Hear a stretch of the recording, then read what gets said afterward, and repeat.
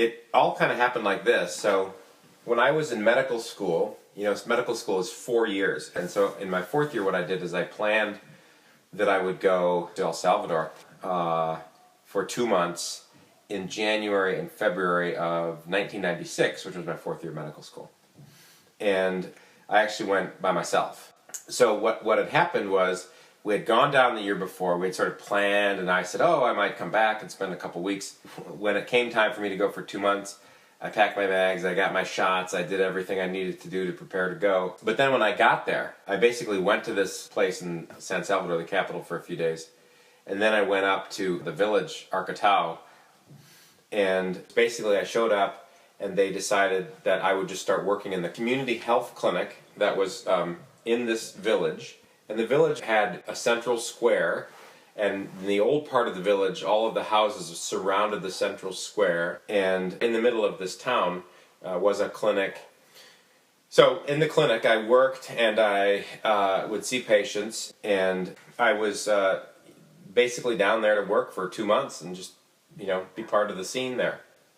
The medical part about it was not that hard because there weren't a lot of conditions that I treated that were really, really very serious. The vast majority of the medical things that we saw were, things like you'd see here, sinus infections and skin infections and things like that. It was very hard being away from my wife, and I really missed her a lot.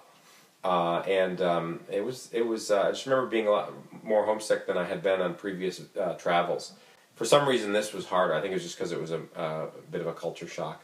And I think anytime you do something where you are asked to do something that isn't quite comfortable for you, you grow.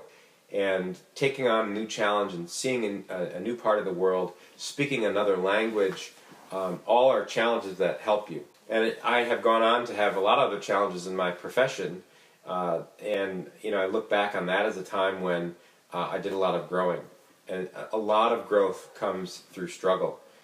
There's a saying that you hear a lot, and it goes that which doesn't kill me makes me stronger. And this trip to El Salvador didn't even come close to killing me, but it was very hard, and I was really glad to come home. And it did make me stronger. After coming back from El Salvador, I then finished medical school a few months later. Then I decided to specialize in cancer. And now I'm on the faculty of the University of California, San Francisco. I'm a professor of medicine at the medical school.